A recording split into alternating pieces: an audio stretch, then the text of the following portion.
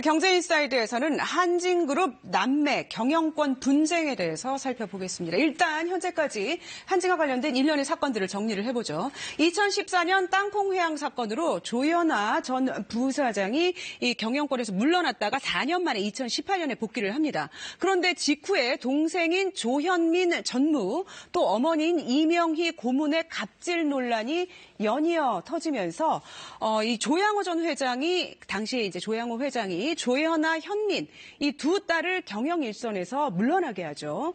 또 대한항공의 2대 주주였던 국민연금이 앞으로 주주권을 적극적으로 행사를 해서 이 경영권을 감시를 하겠다 이렇게 선언을 하고요. 실제로 2019년에 조양호 당시 회장의 사내이사 연임을 국민연금이 주도를 해서 부결을 시킵니다. 이 조양호 회장이 한 달 뒤에 별세를 하고 이 3남매 중에 둘째인 아들 원태 씨가 신임 회장이 되죠. 그 이후에 한진칼의 주요 주주들이 지분을 늘리기 시작하는데요. 사모펀드인 KCGI가 약 16%, 델타항공이 약 10%, 그리고 올해 들어 반도건설이 약 8%까지 지분을 늘리게 됩니다. 그리고 이제 그 전에 작년 10월에 조양호 회장의 지분 17.7%가 나머지 어머니와 이제 부인과 3남매에게 상속이 되면서 이때부터 경영권 다툼이 불거지기를 시작을 하는데 올해 들어서 이 조현아 전 부사장 측에서 사모펀드인 KCGI, 이 반도건설 등과 3자 동맹을 맺고 현재의 이 회장인 조원태, 자기 동생이죠. 현 회장에게 경영권 도전을 선언을 합니다. 그렇지만 어머니와 여동생은 이 조원태 회장을 지지를 하고 있고 이 두 그룹이 3월 말에 한진칼 주총까지 치열하게 경영권 다툼을 벌일 것으로 보입니다. 이 과연 양측은 어떤 쇄신안들을 내놨는지 일반 주주들은 어떻게 대응을 해야 할지 이 싸움이 한국 경제와 재계에는 어떤 시사점을 주고 있는지 생각해 보겠습니다. 이 한국항공대 허일영 교수 나오셨습니다. 네, 안녕하세요. 안녕하세요. 자, 저희가 또 표를 좀 만들어봤어요. 왜냐하면 이 두 그룹의 지분이 얼마인지를 알아야 되기 때문에 한번 보여주실까요? 자, 조원태 회장이 22.45%를 가지고 있는데 자, 이게 이제 어머니 측과 동생 측 특수관계인 그리고 우호 지분까지 합해서 다 합하면은 33.45%. 이게 뭐 조금 변동이 됐는지도 모르겠지만 그리고 이제 조현화 전 부사장 측이 이제 KCGI와 반도건설 지분까지 합해서 31.98%인데 약 이제 1.4% 정도 이제 차이가 난다고 봐야 될 것 같아요. 그래서 국민연금 2.9%, 일반 주주가 30% 이상을 갖고 있기 때문에 이 향배에 따라서 누가 경영권을 주게 될지 사실 두 사람들의 지분은 거의 나와 있는 상태니까 어떻게 보십니까? 예, 말씀하신 대로 박빙의 승부이고요. 예. 지금 1.47 정도의 아주 통계적으로 의미 없는 그 박빙의 수치죠. 게임인데. 네. 그 거대한 그 한진그룹의 경영권을 놓고 지금 벌어지는 아주 그 초미의 관심사, 어떤 사건이라고 할 수 있겠습니다. 지금 이제 국민연금과 소액주주가, 그러니까 소액주주라고 할 수 있을까요? 일반 주주가 30% 이상을 가지고 있기 때문에 아주 이례적으로 한국 경제에서 재벌의 그 가족 간 경영권 다툼에 일반 주주들이 영향력을 행사할 수 있는 사례라고 볼 수 있겠는데 어떻습니까? 예, 이게 원래는 2014년 소위 땅콩 갑질 오너 리스크로 발단이 됐죠. 네. 사회적인 지탄이 시작이 되었고 결국은 말씀하신 대로 이제 사회적인 관심을 끌면서 사모펀드 KCGI가 작년부터 이제 공격적인 참여를 선언했고요. 17% 이상을 갖고 있어요. 예, 일대 주주가 됐습니다. 네.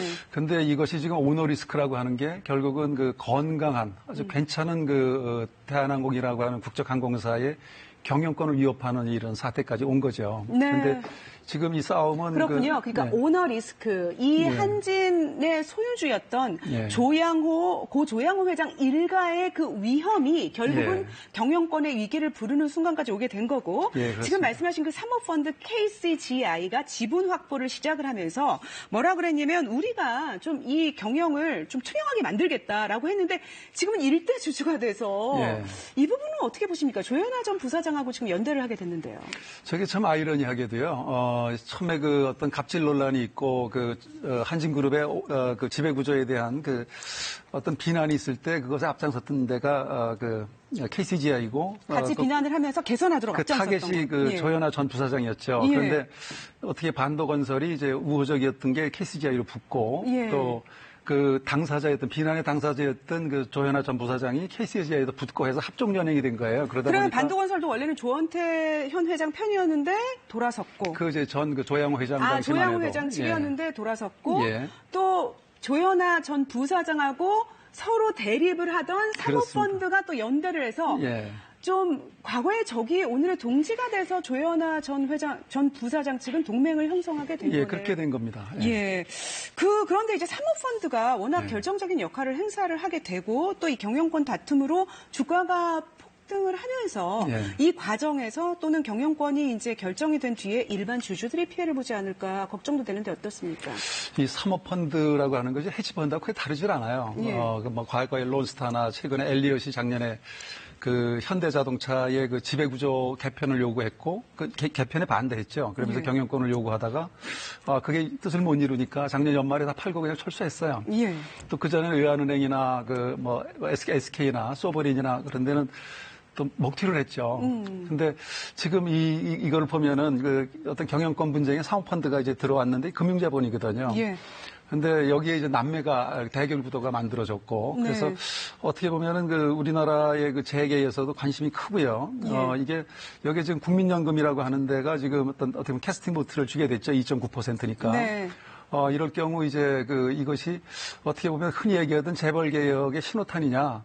그런데 문제는 이게 지금 대한항공이 그 글로벌 항공사로서 굉장히 탄탄한 기업이거든요. 예. 근데 멀쩡한 기업도 어떻게 보면 오너의 리스크로 해서 이렇게 위기에 빠질 수 있다라는 것을 단적으로 보여주는 그런 사례라고 볼 수 있습니다. 안타깝게 교수님께서 생각을 하시는군요. 왜냐하면은 이게 오너 리스크에 의해서 굉장히 세계적으로 탄탄한 기업이 그렇습니다. 지금 사모펀드까지 개입하면서 경영권 다툼을 벌이게 된 이 사태가 좀 안타깝고 과연 이 사태가 어떻게 결론 지어질까에 따라서 대한항공의 위기 또 일반 주주들의 손해 이런 것까지 올 수 있기 때문에 지금 이제 경영 쇄신안을 조원태 현 회장 측에서 내놨고 그리고 조현아 전 부사장 측에서는 전문 경영인 체제를 내세우면서 사내 이사들 후보들을 추천을 했고요. 이 부분에 대해서 어떻게 평가하십니까? 이제 그 도전과 응전으로 말할 수 있겠는데 먼저 그 KCGI 조현아 쪽에 부사장 쪽에서 전문 경영인 체제로 가겠다. 그러니까 지난주에 이제 조원태 회장 쪽에서는 쇄신안을 내놨죠. 이제 비수익 사업을 정리하고 내부적으로 구조조정을 하겠다. 이제 기업 가치를 올리겠다는 거죠. 단기적으로라도.